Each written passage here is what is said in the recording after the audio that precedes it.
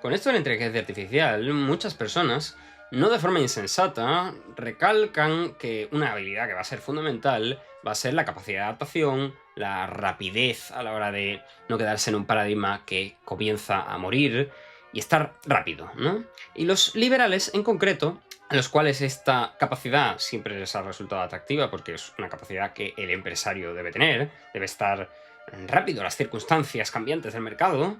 Ellos dicen de palabra que es importante, y sin embargo, ellos mismos no la aplican para nada, curiosamente o no tan curiosamente, con respecto a su propia relación con la inteligencia artificial, que no se ha convertido más que en un salvoconducto para reforzar las propias tesis previas, sin que haya el más mínimo ápice de cambio real en sus mentes con respecto a lo que viene. Acerca de eso vamos a hablar hoy, pero no por simplemente una cuestión crítica de, bueno, decir qué hipócritas son. Eso sería ridículo, sería absurdo. Y es que con esto están dando un paso en falso tan grave que quizás suponga la propia tumba del liberalismo.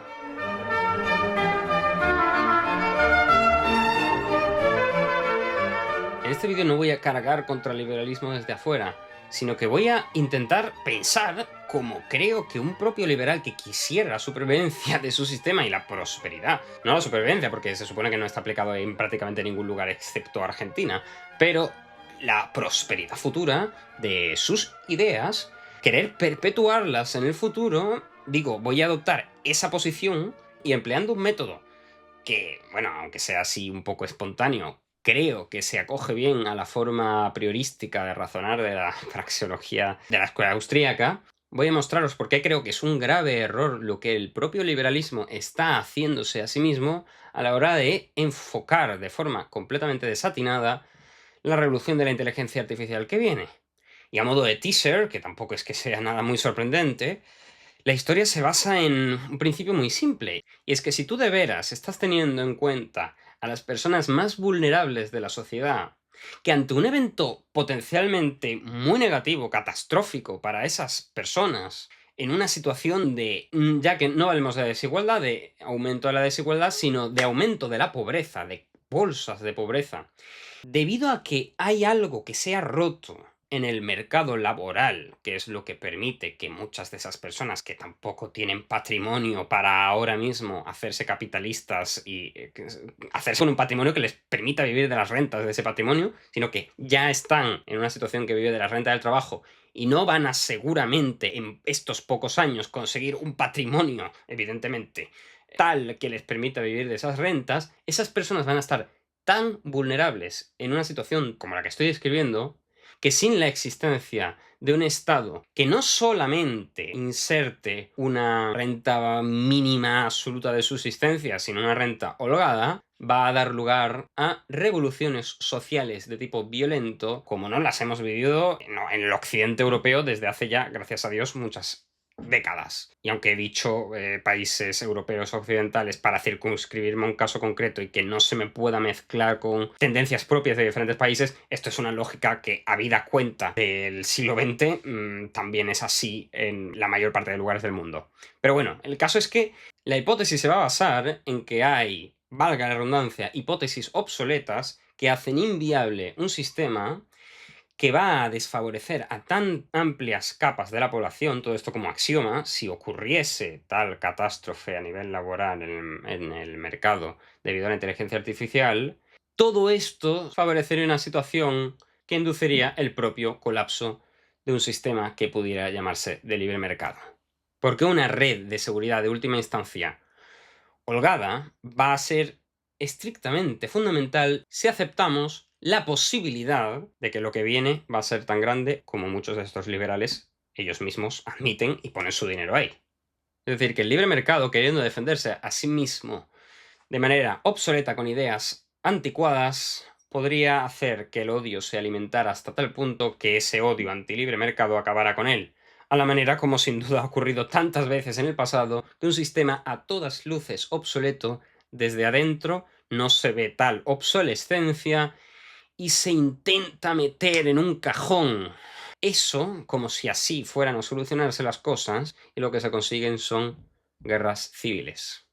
Pero bueno, partamos de lo más abajo posible de los fundamentos, dentro de lo que es posible en un vídeo de lo que vaya a durar esto, de los fundamentos que podríamos encontrar dentro de la ética, de la moral, porque en última instancia creo que lo que hace nacer todo el resto de la teoría política y económica liberal no es más que un sustrato moral que se basa en el principio de libertad negativa y una ética de mínimos, en la cual, como no hay ningún motivo racional, intrínseco, aunque puedan haber elementos naturales que induzcan a eso, pero en principio no hay tantos de esos elementos como para deducir cuál debe ser una moralidad superior a las demás, no hay nadie que deba imponer a otro su forma particular de moralidad. Y por tanto, se convierte en principio moral en sí mismo el hecho de que nadie pueda imponer a los demás su propia moralidad de forma que sea violenta. Una cosa es por medio de la persuasión, eso por supuesto, pero no de forma violenta. Nadie debería poder entrar a la casa de los demás, a la libertad de los demás, a imponerles lo que tiene que hacer, porque intrínsecamente no habría nada. En este sentido, el liberalismo es ligeramente relativista, aunque hay cosas que no son nada relativistas, pero en inicio, podemos decir axiomáticamente, es relativista en el sentido de que no hay tal cosa como una ética de máximos superior a las demás, excepto si así uno lo quiere para sí mismo, pero si uno lo quiere para sí mismo, no debería extrapolarlo a su entorno. Entonces, construyendo sobre esta ética de mínimos, sobre esta ética de la libertad negativa, de yo soy libre, no en la medida en que puedo hacer lo que me da la gana, que naturalmente no, sino en la medida o en la medida en que tengo un derecho a obtener algo de otra persona, se entiende, claro, porque si no, ese derecho no se puede ejercer. Si estás en una isla Robinson Crusoe tú solo, pues puedes hablar de muchos derechos, pero mira, estás solo, así que te lo vas a tener que construir tú solo el derecho. Pero la libertad positiva, la libertad de hacer algo, siempre implica, en cierto sentido, una posible vulneración o una vulneración incluso directamente de la libertad del otro. De manera que se adopta una libertad negativa que simplemente consiste en yo puedo hacer lo mío mientras no afecte al otro y a su vez la libertad del otro llega hasta donde no pisotee la mía. Lo cual tiene una cantidad de problemas absolutamente inmenso y la teoría de externalidades negativas me parece que, y la teoría de juegos, me parece que rompen por completo, detonan por completo esto. Pero no vamos a meternos ahí, sino que lo vamos a asumir como axioma. Asumiéndolo como axioma, lo cierto es que independientemente de una ética de mínimos, para sobrevivir hace falta una cierta libertad positiva. Entonces, aunque no haya un derecho, sí puede haber un derecho a la vida, pero no un derecho a yo tengo que obtener tanta cantidad de alimento, porque de nuevo eso implica una coerción sobre los demás, se entiende que yo tengo que, excepto si soy una persona que, porque soy una persona en estado vegetativo o lo que sea, que ahí ya entran las redes de última instancia sociales y demás, pero en un caso normal, o un niño, por ejemplo, o un anciano muy anciano, pero en un caso normal se entiende que la persona no tiene un derecho sobre los demás a extraer recursos de ellos, por ejemplo, para alimentarse o para tener una casa, no hay un derecho a la vivienda, no hay un derecho a la comida, sino que tú mismo, aportando valor a los otros, poder comprarte la libertad de vivir en esta casa, de tener esa comida, comprarte esa libertad, por supuesto, con el valor que has entregado previamente a otros, trabajando como asalariado o como capitalista, donde incluso puedes vivir de las rentas del capital, simplemente pero estás aportando valor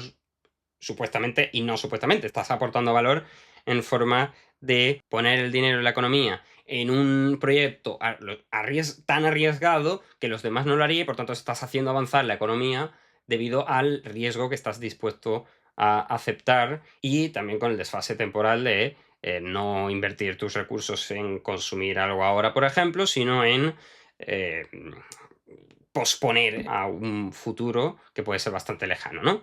El caso es que te compras la libertad positiva, porque tiene que haber libertad positiva para poder comer y para poder vivir y todo eso, pero te compras la libertad positiva aportando valor a otros. Entonces, la ética sigue manteniéndose en el nivel de mínimos de no pisotear al otro, y mientras yo me compre la libertad positiva, no pisando al otro, sino aportándole valor en un sistema libre de mercado, pues entonces esa libertad positiva está perfectamente amparada por el liberalismo, naturalmente. hay liberales no anarcocapitalistas que pueden aceptar a sí mismo, como por ejemplo Juan Ramón Rayo, una renta básica, no una renta básica universal como se entiende, sino una renta mínima, ¿no? Para subsistencia absoluta. No sé, en España ahora mismo eso podría ser, yo qué sé, 250 euros para sobrevivir, comida, lo que sea, ¿no? Muy, muy poco, que no tienes para vivir ni en una vivienda, pero bueno, algo mínimo, mínimo, mínimo, que aunque es cierto que implica una coerción sobre el otro, te da una mínima libertad positiva para poder sobrevivir, aunque sea como un perro, pero sobrevivir. Entonces, eso lo pueden llegar a aceptar. Entonces, las cosas no son tampoco tan blanco y negro, sino que puede haber un cierto grado de aceptación de consensos mínimos acerca de lo que la vida humana necesita y no necesita. Y digo cosas no necesarias porque también esta renta mínima tiene que ser lo suficientemente chica como para que te merezca la pena aportar valor a los demás, comprarte la libertad positiva, porque si no, pues habrían muchos free riders que se aprovechan de los demás, habrían agentes en el equilibrio de la sociedad, habrían agentes que se aprovecharían de los demás, entonces se generalizaría una cierta coerción. Entonces tiene que ser en mínimo para que haya un sistema de subsistencia básico, pero que la gente tenga incentivos, ¿no? Para ponerse a trabajar y aportar valor. Bien, estos axiomas podemos estar de acuerdo con ellos, podemos no estar en absoluto de acuerdo con ellos, pero bueno, son más o menos válidos, podrían llegar a ser sensatos y podría construirse una sociedad muy rica y próspera, incluso hoy en día, donde no hubiera pobreza y pocas desigualdades a base de esto. Puede ser que sí. Quizás a costa de otros, en otros lugares, pero bueno, en principio esto es posible, ¿no?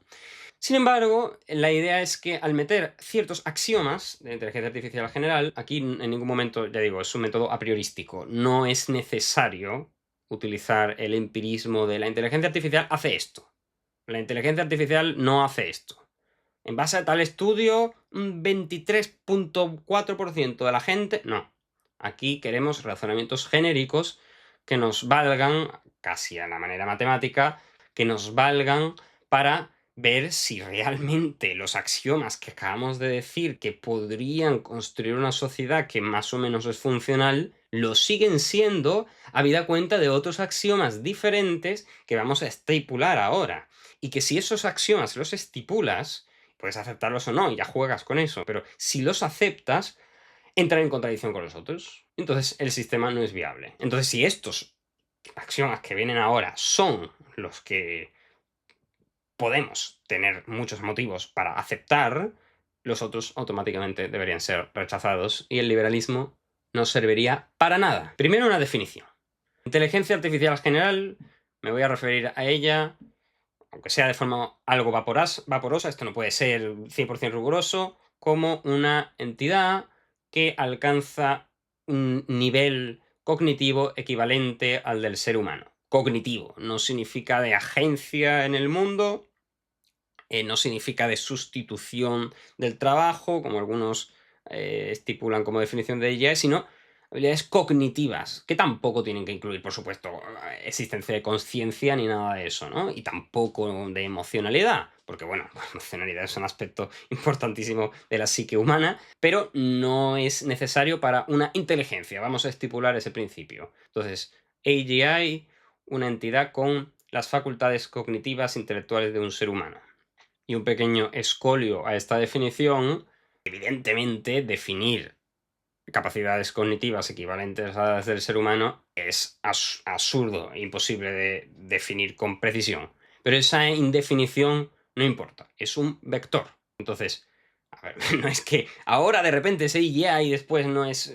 ahora no es AGI y de repente es AGI, ¿no? Hay, como dice Elon Musk, hay un 10% de que Grok 5, que va a salir en noviembre, va a ser una inteligencia artificial general. Bueno, eso no va así, es un vector en el cual cada vez más inteligencia. Eso es lo que nos importa, eso es lo que nos importa, por el impacto que va a tener, por ejemplo, a nivel de los trabajos de tipo intelectual y después físico. Da igual, la agencia física también da igual porque en última instancia, si tiene esa habilidad intelectual, podría llegar después a también ser operativo en el mundo físico. Entonces, tomémoslo como una especie de distribución normal, no un punto, ¿vale? Inteligencia artificial general, pues será algo bastante inteligente, que consideremos bastante inteligente y que sea bastante funcional y sea bastante general. Y con esa definición e indefinición, estipulamos el primer axioma, y es que la inteligencia artificial general llegará. Da igual cuándo, 2001 iba a decir, 2040, 2900, da igual, pero vamos a estipular que como axioma que eso llegará. Hay algún momento en el cual el ser humano se va a enfrentar a eso. Y como segundo axioma, habrá un momento en el que la inteligencia artificial general realizará sus tareas de forma más barata que el ser humano. Entonces, bueno, puede ser mucho más barata, menos más barata, de nuevo, es un vector, pero hay un momento a partir del cual será más barato. Entonces, estamos asumiendo que va a ser económicamente viable usar esa inteligencia. Eso como segundo axioma. Entonces, tenemos que la inteligencia artificial general llegará y que será más barata que el ser humano. Por tanto, en un sistema de libre mercado, esto como escolio al segundo axioma, naturalmente va a haber una inclinación hacia usar la inteligencia artificial general para aquellas cosas para las que antes usaban las personas, en las cuales esta inteligencia artificial general sea igual o superior a las otras personas, o aunque fuera algo inferior, mientras compense el precio al cual empleabas a esas personas son un poquito más caras. Claro, eso no implica, simplemente digo que hay una traslación de este factor humano al factor de inteligencia artificial, pero podría suceder, naturalmente, que como la economía se expande mucho, el trabajo humano también se expande proporcionalmente, y como ocurre en la paradoja de Jevons, que es esta paradoja de, bueno, si creo que lo que más se cuenta es con el tema del carbón en la revolución industrial. Tú eres una empresa carbonera que suministra carbón a distintas industrias y el ferrocarril y todo, y de repente hay un montón más de empresas en el mercado y se descubren muchas minas de carbón y hay muchísima oferta de carbón y el precio del carbón baja mucho, el precio de la energía baja mucho, entonces dices, mierda, me está bajando muchísimo el precio del carbón, ¿qué vamos a hacer? Mi empresa no va a sobrevivir, mis márgenes están cayendo de forma extrema. Pero si debido a que el carbón es mucho más barato y la energía es mucho más barata, se emplea en muchísimas más otras cosas de lo que en el otro mundo en el cual el carbón sigue siendo más caro, se podría haber empleado esa energía, es bastante obvio de todas formas verlo esto, pero bueno, parece que a veces el ser humano, no sé, construye cosas extrañas en su mente y no ve cosas como que evidentemente si un recurso es más barato, y cumple un determinado fin bien y baja todavía más el umbral, pues eso va a hacer que en ese umbral explote el uso de todas las cosas que antes no cumplían la rentabilidad económica en ese umbral y ahora sí, ¿no? Entonces, bueno, resulta que el uso de carbón se multiplica tan exponencialmente, geométricamente, que en última instancia, aunque el margen ha caído, pues gano mucho más como empresa carbonera debido a eso. Y esto mismo se puede aplicar a la inteligencia artificial general. Entonces, si la inteligencia artificial general hace que el coste de producción de bienes y servicios, muchos bienes y servicios, baje mucho, muchas iniciativas que antes no eran lo suficientemente rentables como para que mereciera la pena hacerlo, debido a los recursos escasos, tienes que escoger los más rentables, pues ahora comparativamente hay muchos más casos de uso de los recursos debido a que ha bajado muchísimo el coste de la producción de esos bienes y servicios, pues eso hará que la economía se expanda hasta tal punto que muchas personas se vean empleadas en esa economía tan expandida, y sería en cierto sentido como la empresa carbonera, que aunque tiene menos margen, es decir, por cada actividad económica hacen falta menos seres humanos, pero como se aumenta tantísimo las ventas de la empresa carbonera, que haya bajado el margen no importa, entonces como ha aumentado tanto la producción económica, en cómputo el número de empleos sigue aumentando. Y por supuesto, en ese mundo aparecen necesidades nuevas que los humanos ahora mismo ni podríamos haber imaginado. Y este es el argumento típico, ¿no? Y esto ha ocurrido en todas las revoluciones, la revolución industrial, por supuesto, y todos nuestros trabajos. Nadie se podría haber imaginado hace 200 años ninguno de los trabajos actuales, bueno, ninguno prácticamente. Sin embargo, aquí hay un grave problema de concepto. Y aunque esto es un vector, y si tienes una inteligencia artificial general mucho más inteligente que el límite humano va a ser diferente a si tienes uno que es más o menos igual, aún así, en ese vector, lo que está claro es que esa inteligencia artificial general, por definición, de lo que acabamos de decir, que es equivalente al ser humano en capacidades cognitivas, debe ser igual de general que el ser humano en capacidades cognitivas, y por tanto, cualquier cosa que el ser humano pueda hacer, cualquiera, en el mundo laboral, que requiera un trabajo de tipo intelectual cognitivo, la inteligencia artificial va a poder hacerlo por el axioma 2 de forma más barata. De manera que no existe absolutamente ningún motivo para contratar a un humano, excepto por si, o bien debido a que la demanda de la inteligencia artificial general es tan alta que hay un cuello de botella, aumenta el precio de la inteligencia artificial general, pero como por definición estamos diciendo que es inferior al ser humano, eso no ocurre hasta ese punto, o bien que baja el del ser humano, es decir, los salarios de los seres humanos bajan al nivel de la inteligencia artificial general. Y en ese caso, de nuevo, seguimos estando fuera del axioma número 2, pero el caso es que, aunque saliéramos de ese axioma, el caso es que bajaría mucho ese salario. Y potencialmente podría ocurrir que el salario bajara hasta un umbral que ni siquiera sea compatible con la supervivencia humana. Queriendo decir que esto naturalmente es diferente del resto de revoluciones tecnológicas, debido a que la inteligencia artificial general, a diferencia de cualquier herramienta, es un agente general, generalista, al mismo nivel del ser humano, por definición, y más barato, por el segundo axioma. De manera que, como teorema, en un libre mercado, libre de restricciones políticas, el salario humano tenderá a reducirse hasta el precio al cual compite con la inteligencia artificial general. Y el corolario de este teorema es lo que ya he comentado en el escolio de antes. Si ese umbral baja lo suficiente, es decir, si la inteligencia artificial general es tan barata, por ejemplo, imaginemos que se consigue la fusión nuclear o hay un montón de...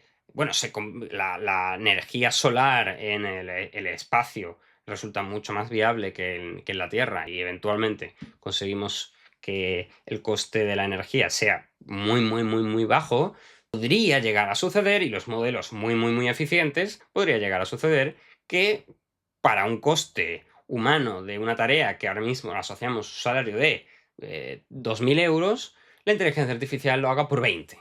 Y en ese caso, naturalmente, has bajado el umbral posible del salario humano hasta un nivel que hace insostenible ese salario. De suerte que dejas a todas esas personas que ya no están dispuestas a hacer ese trabajo por 20 euros sin una segunda opción. En el mercado libre ahora mismo dirías, bueno, siempre tienes la opción de trabajar por un salario que en cualquier momento de la historia ha sido lo suficiente como para sobrevivir.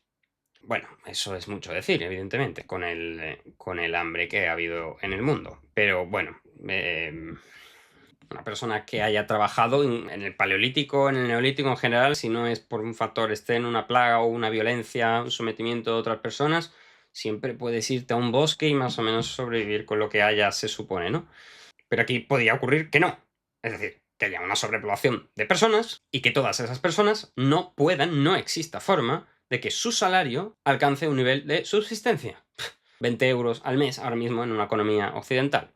Como escolio a esto hay que decir que naturalmente, si tienes del trabajo no asalariado, no podemos decir nada a priori. Entonces, si tú tienes una empresa de verdad en condiciones, o si eres autónomo o lo que sea, y es rentable lo que haces, pues nada, fantástico. Puedes aprovecharlo, tú no te ves afectado. El trabajo por cuenta propia o el empresario no se ve afectado mientras su negocio siga siendo rentable. Y por tanto, como corolario natural, y en esto los liberales lo tienen muy claro, es que habrá una presión hacia montar nuevas empresas. Porque si de la vida asalariada no puede obtenerse nada debido a que la inteligencia artificial general ha hecho que los salarios vayan tanto a la baja que el trabajo asalariado ya no puede existir, pues hay una presión hacia convertirse a empresarios y sí, a montar nuevas iniciativas de tipo capitalista. Y aquí entra el axioma número 3. Y es que siempre habrá personas en la economía que no tengan o recursos, o tiempo, o inteligencia, o maestría para montar una empresa. Esto considerarlo un axioma me parece un delito porque es un teorema empírico, pero bueno, consideremos axioma. Digo un teorema empírico Porque es evidente, es autoevidente, que existen personas, ahora mismo en España, muchas personas de clase media, que no pueden, evidentemente, montar una empresa. Porque no tienen o recursos, o tiempo, o inteligencia, o habilidad, maestría, para montar una empresa. Es que se puede decir que, naturalmente, bueno, entonces lo que hace falta es educación. Hacer consciente a las personas de que ser empresario es algo positivo, útil, nutritivo, debería ser algo importante en la vida y que hay que fomentar ese tipo de espíritu para que al menos exista la inteligencia y maestría que eso requiere. Y el tiempo, porque, bueno, evidentemente necesitas tiempo para, por ejemplo, aprender a usar inteligencia artificial para ser un empresario, porque naturalmente todo esto se mueve en ese nivel de las personas, mientras sean capaces de compatibilizar sus flujos de trabajo y sus negocios con la inteligencia artificial, van a poder ir al día con respecto a esto. Entonces, las iniciativas que en cada momento tengan éxito y eso es algo enseñable, transferible, a pesar de que dentro del propio liberalismo hay muchos que consideran que esa es una habilidad que es no transferible o poco transferible, la empresarialidad, pero bueno, aún así podría llegar a serlo medianamente, ¿no? Si no, las escuelas de negocios, pues yo no sé para qué coño sirven. Sin embargo, de nuevo, insisto, incluso quitando lo de los recursos, que es fundamental, pero incluso quitando la idea de que hay personas que naturalmente no tienen ni recursos ni tiempo para poder montar una empresa, solamente considerando la parte mm, natural del ser humano de que una persona no tiene por qué tener la capacidad de tolerar el riesgo continuo al cual se somete el empresario, el capitalista. No todas las personas toleran la incertidumbre financiera que implica un proyecto de este tipo de la misma forma. No todas las personas disponen de la energía para estar todo el día informándose sobre agentes, orquestación de agentes de inteligencia artificial. No todas las personas son traders que están todo el día intentando competir contra sistemas de silicios en transacciones infinitesimales para poder conseguir un margen para ser multimillonario con los 30 en lugar de una rutina de mierda, desde la perspectiva de estos, claro, de estabilidad, de tranquilidad, de riesgo bajo, que es para literalmente lo que está preparado. O sea, solamente hay que ver un animal, hace siempre lo mismo. Es para lo que estamos preparados biológicamente, no para eso. Exigir que el 100% de la población actúe como un CEO que continuamente está tomando decisiones a punto de que le dé un ataque del corazón, pues es un delirio. Claro, que aquí los liberales dirán, nadie está pidiendo eso. Eso es un muñeco de paja completamente insostenible. Y lo acepto si habláramos de la sociedad actual. Porque ahora mismo hay muchísimas formas, naturalmente, de vivir sin tener que vivir la vida acelerada del CEO que está a punto de que le dé un infarto. Sino que hay muchas formas de ganarte la vida noblemente, de forma tranquila, y dedicas tu vida a otra cosa, y eso se llama trabajo asalariado. Entonces, hay personas que apuestan por el riesgo en forma de, bueno, que son los capitalistas y que tiene sentido que en la economía ganen dinero debido a ese riesgo, y personas que no, y que prefieren subyugarse a las decisiones arriesgadas de otro a cambio de comprarse esa estabilidad, ¿no? Entonces, ahora mismo, además de esa ética de mínimos, el liberalismo permite comprarte tu libertad positiva, que ya hemos dicho que es necesaria, no solamente vale una ética de mínimos para poder comer, sino que necesitas también una cierta libertad positiva para poder ejercer tu voluntad frente a los demás de forma no coercitiva, habiendo añadido valor antes. Tú ahora mismo puedes añadir valor en un trabajo tranquilo, de media jornada o de jornada completa, pero tranquilo, etcétera. Pero digo, eso es ahora, porque como corolario del axioma número 3, acabamos de decir que todas las personas que fueran asalariadas, o una masa crítica, no hemos dicho todas, una masa crítica de personas serán desplazadas en el mercado laboral hacia el desempleo de forma inevitable, y que esas personas no tendrán esa disposición por no hablar, ya digo, de los recursos y del tiempo, esa disposición para ser empresarios. Entonces, como corolario se tiene que si no hay restricciones políticas o redes de apoyo de última instancia, estas personas no tienen cabida en el nuevo sistema. Te puedes quedar 100% colgado. Entonces, la supuesta ética de mínimos más el hecho de aportar valor a los demás para poder sobrevivir se ha convertido en una ética de máximos, en la cual o eres un CEO, eres un empresario muy capaz, o estás puñeteramente muerto.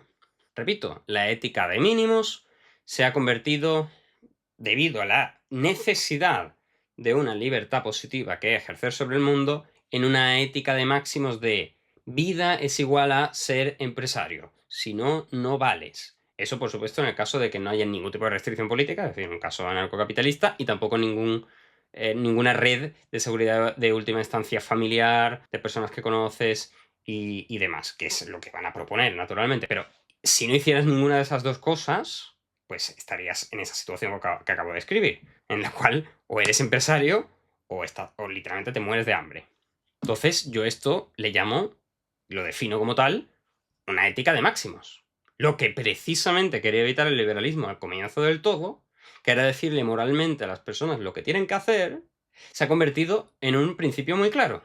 Debes ser empresario. Y no solo debes ser empresario, debes ser un empresario exitoso. Ese es tu rol en la vida. Y si no, no entras en el juego del mundo, no entras en el juego de la vida. Porque no puedes entrar en el sistema de precios, cosa que ahora mismo sí puedes siendo un asalariado. O dependes enteramente del otro.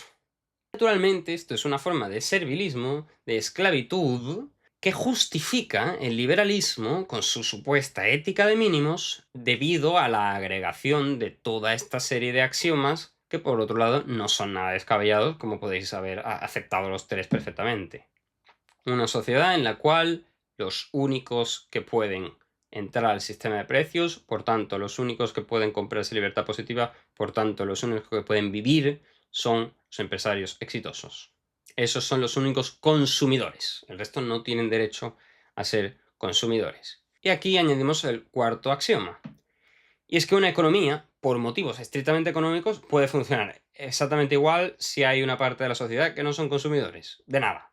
Es decir, la economía, si hay un núcleo de consumidores que hacen que el consumo se mantenga o incluso que caiga, pero que la inversión sea tan elevada debido a que estos son en concreto las personas que en general van a concentrar recursos, van a poder ampliar la porción de capital, de porcentaje de la economía que se destina a inversión y a capital, pero en todo caso, el axioma únicamente es: puede haber una masa crítica de la población que no sea consumidora de nada, y desde un punto de vista estrictamente económico no pasa nada, porque literalmente puedes restarlo de la ecuación. En vez de una población de 7.000 millones de personas en el mundo, pues tendrás 50.000, y el resto se puede morir de hambre, de agua y de hambre en un par de semanas, y la economía sigue funcionando con esos 50.000. Eso como axioma económico aberrante.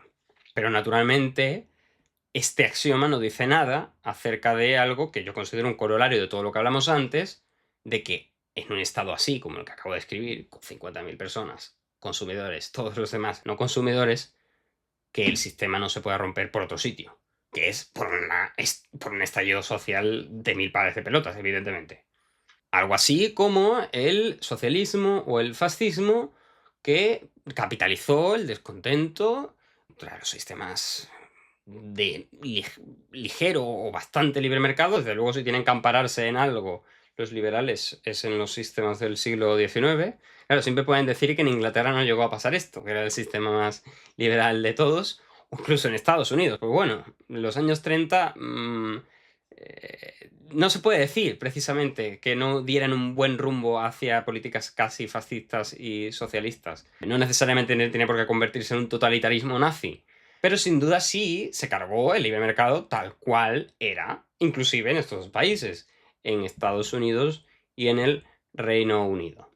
Literalmente se destruyó el modelo liberal por motivos de tipo social, porque por motivos de tipo estrictamente económico las cosas podrían haber seguido funcionando exactamente igual. Una parte importante de la población pues con realmente unas circunstancias muy, muy complicadas y una parte con unas circunstancias halagüeñas dentro de las posibilidades del momento, ¿no? Entonces aquí la idea es básicamente que si desde el principio se integran a estas minorías descontentas de alguna forma, se puede decir que en esas sociedades era muy complicado porque eran realmente pobres, y que todavía buena parte del planeta es realmente insoportablemente pobre y eso no se puede hacer. Pero en sociedades con una cierta tracción económica, que dentro de 100 años nos veremos como muy, muy, muy pobres. Pero aún así, no estamos en una situación de desequilibrio total como era a principios del siglo XX. Si en ese momento converges hacia un modelo que, como de hecho acabó ocurriendo, pero de forma muy desordenada en muchos países, hacia un modelo que integre a amplias capas de la población, naturalmente eso es un gran antídoto contra sistemas absolutamente aberrantes como la Unión Soviética o como el nazismo. Creo que cualquier persona no es especialmente dogmática, estará de acuerdo en que un atentado muy flagrante contra las capas más vulnerables de la población, como lo sería este caso que estamos describiendo, daría sin duda lugar a circunstancias tumultuosas que pudieran derivar, si no en totalitarismos como los que hemos vivido en el siglo XX, sí a cosas que no nos gustara ver. Pero bueno, avanzando un poco más, se puede hacer un segundo escolio a toda esta cuestión acerca de si va a haber realmente estos sectores de la población que se van a quedar tan desprotegidos, porque vamos a estar en una sociedad tan extraordinariamente rica, esos 50.000 van a ser tan extraordinariamente ricos que la riqueza va a gotear a los demás y a algo les va a caer, ¿no? Y que hoy en día el país más pobre sobre la faz de la Tierra le gotea, de esta forma tan asquerosa, decirlo, le gotea la riqueza de los países más ricos del mundo y estos países tan pobres son más ricos que lo que eran los países más ricos del mundo hace 400, 500 años.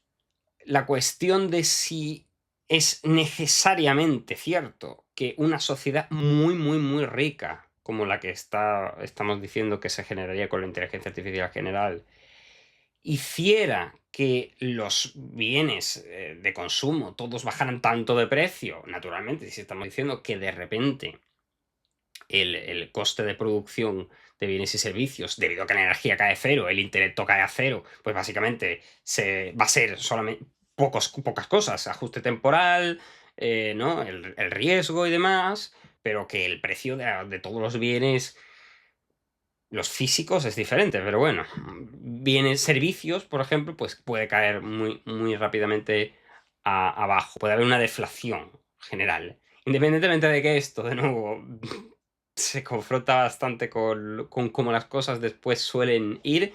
Vale, aceptemos que hay una deflación tecnológica importante.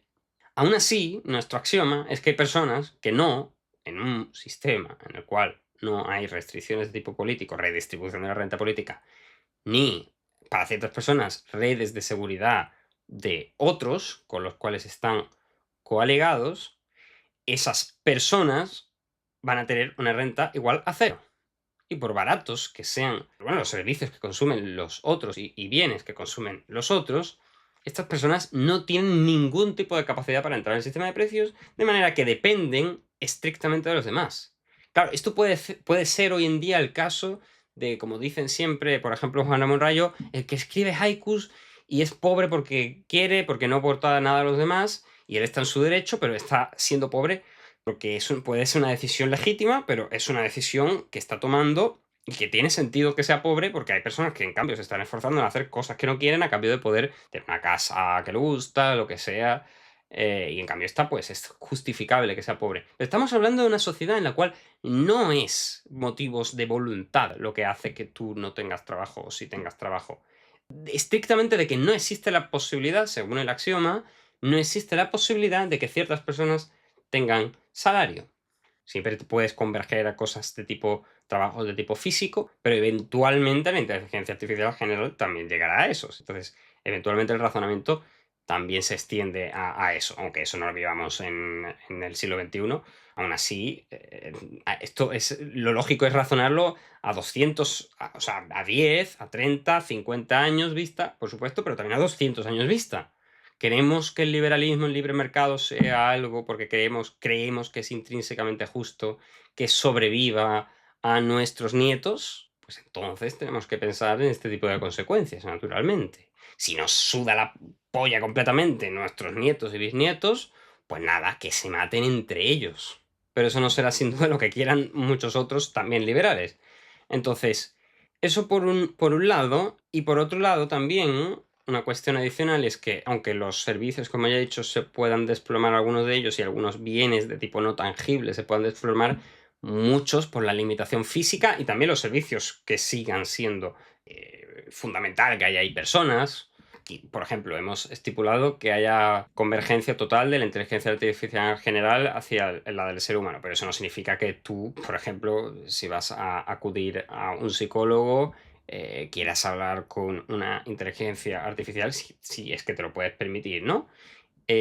O ver un espectáculo de teatro, o naturalmente estas cosas, yo creo que es obvio que van a seguir existiendo, ¿no? Y cómo, de nuevo, la productividad de la economía va a incrementarse de forma muy sustancial, los consumidores van a poder aumentar, por pocos que sean, van a aumentar tanto su capacidad de consumo que estos bienes y servicios de tipo físico y de tipo social van a incrementar su precio de forma muy, muy significativa.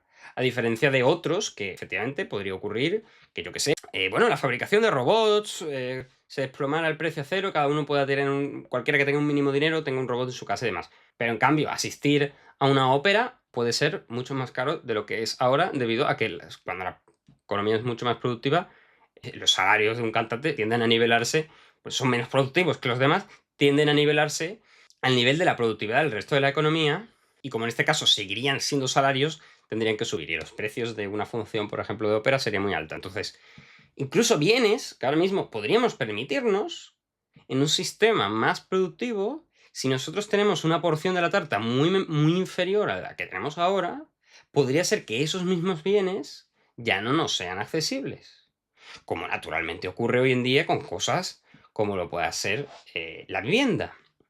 Eso, por ejemplo, es algo que estructuralmente va a sufrir unos problemas de oferta, un estrangulamiento absoluto, haya inteligencia artificial general o no lo haya, inclusive hasta dentro de mucho tiempo cuando puedan tener agencia física, porque depende de tantas otras cosas. Todo eso hace que se encarezcan los sectores menos productivos, como lo sea la construcción, y hace que, por ejemplo, hoy en día una vivienda como esta, construida en los años 70, que era de protección oficial y que era algo que cualquiera pudiera permitírselo, ahora mismo yo estoy aquí de milagro. Y por tanto a esas personas, ese goteo de la riqueza de los ricos, le da igual, porque si no tienes un salario, no puedes acceder a esos bienes que otrora eran fundamentales, básicos. Tener una casa, tener un coche, pues. Pero bueno, todo esto es muy negativo y evidentemente los liberales proponen soluciones. Y ya hemos dicho que la de la empresarialidad es una solución elitista. Pero también pueden proponer otro tipo de soluciones, como lo son las competencias y habilidades que puedan hacer que, incluso siendo asalariado, pues puedas persistir frente a una inteligencia artificial general. Eso, por nuestro axioma previo, en axioma 1 y 2, no vale, porque si tienes una inteligencia artificial general equivalente en capacidad cognitiva al ser humano, y es más barata que el ser humano, tú no vales nada. Vales lo que valga el coste de la inteligencia artificial. Tu valor marginal va a tender a ese. De manera que el razonamiento no nos vale. Competencias, aptitudes, conocimientos son solo válidos en la medida en que vas a ser empresario. Entonces, esas habilidades, aptitudes, que pueden sonar como que es una alternativa al otro, en realidad están confinadas al mismo caso. Y este tipo de habilidades, además, son de carácter elitista. Entonces, por ejemplo, hace unas cuantas semanas, claro, luego se veía, ¿no? ¿Cuál era la intención? La intención era simplemente vender el curso de 10.000 euros, el máster o lo que fuera, en la Universidad de las Hespérides Liberal. Pues se propuso, unos cuantos liberales, proponen la idea de que en un mundo con inteligencia artificial general, o inteligencia artificial avanzada, va a ser muy interesante saber matemáticas, saber ciencias de la computación, saber modelizar estos sistemas también, y también la filosofía. Con la idea de que, bueno, la filosofía me hace gracia, porque además está subordinada, ¿no? Es como subordinada a que solamente va a poder dedicarse a eso, ¿no? Ahora la filosofía va a jugar un gran papel. Yo creo que sí, la filosofía va a jugar un gran papel, pero también para descartar este tipo de iniciativas en lo cual la filosofía únicamente se busca como forma de ingresar al mercado laboral, pero en realidad es como que arquitecto de una serie de ideas en torno a lo que la inteligencia artificial debe ser, etcétera. Muy bien, me parece excelente, pero no cumple con el criterio de que pueda ser algo generalizable a personas sin dinero, porque no pueden pagar, por ejemplo, vuestro querido curso de 50.000 euros o un máster de 10.000 euros, lo que sea, o están estudiando otra cosa, o lo que sea. Inteligencia, no todo el mundo tiene que ser doctor en filosofía, doctor en matemáticas, y tampoco tiene por qué tener interés. La vida no tiene que consistir en eso. Se convertiría en una ética de máximos en la cual o eres matemático, filósofo y un fantástico constructor de modelos de inteligencia artificial, no vales para nada, porque todos los demás son desechados. O bien trabajo físico hasta que los trabajos físicos también sean definitivamente automatizados. Entonces, en ese caso, habría una especie de ética de máximos del trabajo físico. En cualquiera de estos casos, la solución está dirigida a una minoría. No es algo que sea válido para esas bolsas de población que ya hemos comentado antes.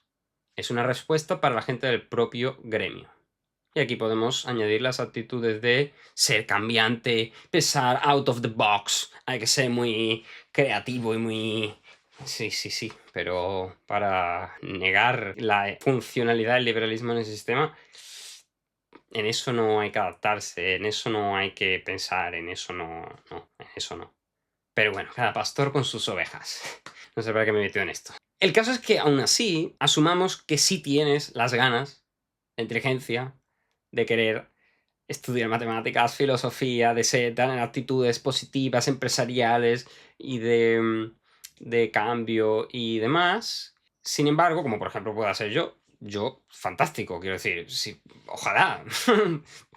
Todo eso te lo compro a la vez, además. Pero si no tienes dinero, pues tu proyecto arriesgado va a ser un fracaso absoluto a no ser que alguien te dé financiación. Obviando el hecho de que el sistema de financiación está completamente atrofiado en sistemas como el europeo, y hay que partir de las realidades de facto, no de las realidades ideales de lo que sería en el caso ideal el liberalismo. No. Ellos están proponiendo converger hacia el liberalismo, pero sin esa convergencia al liberalismo tienes este corte abrupto de la inteligencia artificial general y no hay una financiación fantásticamente fluida hacia los mejores proyectos, como si algo así pudiera saberse, pero bueno, hacia los mejores proyectos en cada caso. Lo cierto es que aunque tengas una buena idea, puede ser que no tengas nada de dinero para hacerla tú y que no tengas ningún tipo de financiación, incluso en un sistema ideal perfecto. Aceptando incluso que sí, que el sistema de financiación es perfecto y que si tú no tienes dinero, pero tienes una buena idea y el mercado sabe que tienes una buena idea, a ti te va a llegar el dinero suficiente para eso, asumiendo que todo va perfectamente. Hay un problema aquí, y es que tú, imaginemos, repito, no tienes dinero, no tienes recursos, estás partes de abajo, ¿no? Tienes cero red construida, tu infraestructura previa es mínima. Tienes que escalar desde cero. Pues digo, una persona así, en cierto sentido se puede decir que, uno, tiene una ventaja frente a grandes empresas donde se pueden encontrar con rendimientos decrecientes, a pesar de que lo contrario, el crecimiento de los beneficios por escalar el modelo de negocio muchas veces hace completamente inviable la entrada siquiera, como obviamente lo saben, monopolios de esas características, como lo puede ser una eléctrica, como pueden ser empresas tecnológicas. Digo, incluso asumiendo que eso no es así, que no hay esa barrera de entrada, o sea, estamos asumiendo muchas cosas, sino que efectivamente tú puedes entrar, puedes decir, qué maravilla, porque además, en este mundo con la inteligencia artificial general, vamos a tener cualquier persona con poco dinero, con poca financiación, va a poder disponer de un ejército de agentes que poner a trabajar a su servicio con fantásticas ideas y que por tanto la capacidad de una persona individual para conseguir ganar posiciones en el mundo empresarial, básicamente el hecho de poder tener tu propia empresa va a ser más viable que nunca debido a que cualquiera puede usar agentes. Entonces, ahora mismo, claro, como se ha reducido mucho el precio de agentes, pues ya no necesitas contratar a personas, sino que contratas agentes, bueno, contratas agentes, pagas una API agentes y eso te sale más barato y puedes escalar más rápido el modelo de negocio además. Pues bien, es cierto que si asumes todas estas premisas, de la cual la más importante es que la persona está básicamente entregada por completo a su empresa, a dedicarse a eso, porque enfrente vas a tener una competencia atroz. Sí, sí, siempre vas a tener un tío o una tía con un ejército de agentes haciendo lo mismo. O sea, la competencia en un mercado de 7.000 millones de personas, 8.000 millones de personas, conectado es absolutamente bestial. De manera que, por supuesto, vas a tener que dedicarle mucho, mucho tiempo. Si tú, a no ser que seas un genio y tu expertise llegas el primer día y punto, ya está. Eso no funciona así nunca. Entonces, efectivamente, si aceptas que las barreras de entrada pueden llegar a bajar y que hay más gente con impulso empresarial y capacidad empresarial, podría ser que eso a una cierta parte de la población le dé un influjo que le permita sobrevivir. Pero, de nuevo, no resuelve el problema fundamental de las bolsas de personas que no pueden hacer eso, porque independientemente de que todo funcione perfecto, haya financiación, haya todo, esas personas no tienen por qué tener ni la capacidad ni las ganas de dedicar toda su puñetera vida a eso. Porque la vida no consiste en montar una empresa. Y está bien que haya quien lo quiera. Fantástico. Pero eso no puede ser el principio máximo. Vida igual a empresa. Y si lo es, están aceptando algo realmente similar a lo que dicen no desear. Una forma de totalitarismo realmente vergonzoso. Pero es que además, eso es aceptando la premisa. Porque, y esto es el quinto axioma, que de nuevo es teórico, pero se puede aceptar como axioma plausible. Cuando uno paga su cuota de 20 euros al mes con Claude, con ChatGPT, con Gemini, con lo que le dé la gana, y se monta sus agentillos con 20 euros, quizás no llegas al umbral necesario para que eso sirva para algo.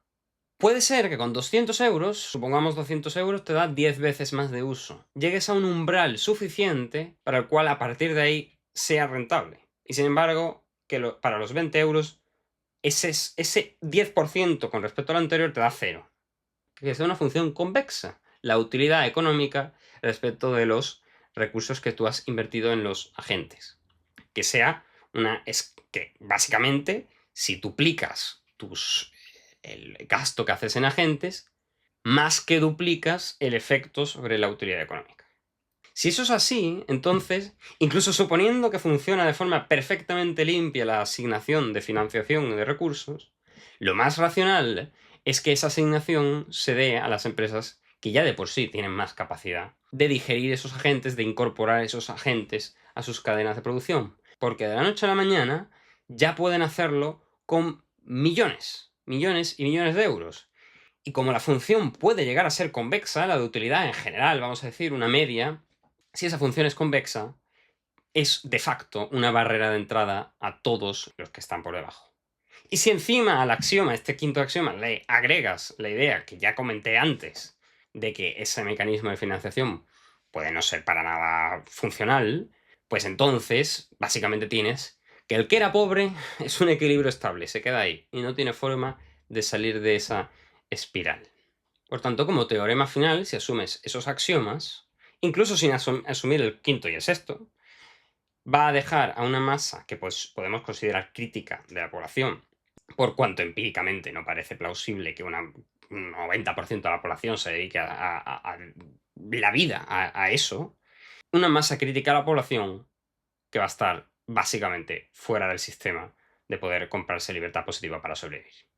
Por tanto, como corolario, deducimos que hace falta otro sistema, porque eso no es viable. ¿Cuál sea ese sistema? Evidentemente eso es muy difícil de establecer. Porque prácticamente cualquier solución propuesta hasta ahora se encuentra con problemas muy difíciles. Una última añadidura que podría hacer al liberalismo a todo esto es lo que ya hemos comentado de las rentas del patrimonio, de que la población sea accionista de empresas de inteligencia artificial, pero de nuevo, ahí por cierto la crítica inmediata es que en nuestro axioma hay personas con muy poco dinero. Y si tienes... Pone un disparate, porque la mayor parte de personas, ni siquiera en Estados Unidos, y en España, y por tanto, en el 99% de países del mundo, excepto Suiza y poco más, de media la población, supongamos que pudiera llegar a tener, no sé, 10.000 euros para invertir. No en patrimonio, porque si tienes patrimonio en vivienda, eso no es líquido. Tú con eso no puedes obtener ningún tipo de renta de capital, excepto alquilarla a otro. Pero si la única vivienda que tienes es la tuya, por mucho que valga 1.000.000, pues mira, ¿qué? ¿La vendes y te vas al campo a una cabaña? Eso es. Quizás en ese caso la cabaña también subiera de precio de una forma brutal, si la única forma de vivir de la renta de capital fuera esa. Entonces, supongamos que las personas tienen eso, yo qué sé, 10.000 euros. Con eso, obviamente, por mucho que ganes, ¿cuánto? Un 20% al año. La rentabilidad media de Warren Buffett, que es un 23% a lo largo de 40 años. Ganarías 2.000 euros al año. Claro, con eso, ¿quién puede vivir con eso? Es un idealismo galopante, ¿no? Es un idealismo galopante.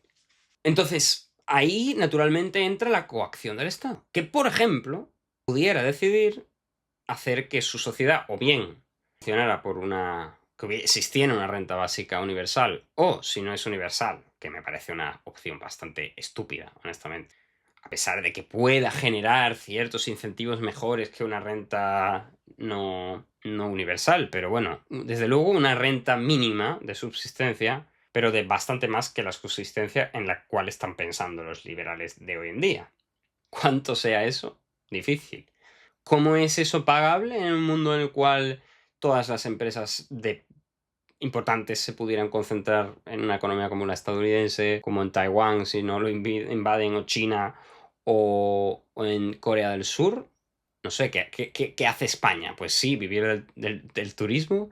Realmente difícil cobrarle impuestos a este tipo de empresas. Entonces, por supuesto, también es muy, muy difícil la solución de tipo de redistribución en forma de rentas salariales o en forma de rentas del capital, porque de nuevo, puede sonar bien un modelo como el noruego, le clavas al petróleo unos impuestazos brutales y con eso compras bolsa estadounidense o del país que sea y tienes un fondo nacional de renta variable y a cada persona, por así decirlo, le corresponde una parte y con eso quizás en Noruega se pudiera llegar incluso a sobrevivir, ¿no? Pero claro, Noruega es el tercer país más rico del mundo y tiene petróleo. ¿Qué hace un país como Senegal? Por eso digo que naturalmente la respuesta no es directamente trivial, pero sin duda el liberalismo no es la respuesta, es lo que quiero decir. Y la idea es básicamente que pueden haber personas muy inteligentes dentro de las diferentes cosmovisiones económicas. Quizás sí hay filósofos socialistas muy inteligentes. No sé si hay tantos economistas socialistas que sean muy inteligentes, pero asumiendo que también los hay, pueden haber economistas socialistas inteligentes, economistas socialdemócratas inteligentes, economistas libertarios inteligentes y economistas de tipos no tan ideológicos, sino más técnico, que también sean muy, muy solventes. Todos esos deben ser capaces de superar sus diferencias, en las cuales ahora mismo no hacen sino andar, un caso particular son los liberales, para realmente ponerse a trabajar en común en algo que puede demoler por completo su cosmovisión de la economía, de la moralidad y del mundo. Aunque a ella le queden 30 años, no tenemos tanto tiempo. Además de que la perspectiva a priorística de la escuela austríaca, por ejemplo, puede ser muy interesante en este campo, puede ser muy requerida ante las necesidades empíricas de otras escuelas económicas, porque naturalmente no tenemos ningún tipo de referencia empírica con respecto a lo que viene. Lo cual no quita que no haya que teorizar sobre esto de antemano. Porque, haciendo la analogía con el proyecto Manhattan, esto de la inteligencia artificial, que pudiera ser comparable a la bomba nuclear, ahí, antes de probar si la bomba nuclear iba a hacer estallar el mundo entero por ese fenómeno que podía darse de que toda la atmósfera ardiera o algo así, tuvieron que hacer un cálculo probabilístico basado en la matemática y en la física teórica para ver si eso tenía algún tipo de cabida. Además de que, naturalmente, todo lo que previamente a la experimentación misma de la bomba fue teórico. Y aunque la economía es un ámbito completamente diferente a la física, aún así, en campos como este, en el cual lo que viene es tan gordo que no podemos esperar a lo que empíricamente en ese momento se diga, entre otras cosas porque lo que se está haciendo ya empíricamente ya no vale, porque es que ahora mismo salga un estudio de 2024 acerca del impacto laboral, cuando tienes Mythos frente a lo que ellos estaban estudiando, que era GPT-4, no GPT-4 Omni ni siquiera, GPT-4, que es escalas inferior. Bueno, si esto se acelera ya, ni digamos, ¿no? Que no creo que se acelere, pero bueno. El caso es que hacen falta métodos de este tipo, de no requerir la verificabilidad empírica. Además, no es pedirle mucho a los liberales, porque en general lo suelen aplicar de forma bastante aberrante, por ejemplo, a campos como la inversión. Y digo bastante aberrante porque, yo no sé, últimamente me da la sensación de que no dan ni una, y de que cuando justifican las cosas, esto ya es otro tema, pero bueno, justifican cosas en 2026 respecto a las que hablaron en 2022 de la misma forma, y tras lo que empíricamente ha sucedido siguen hablando igual que en ese momento.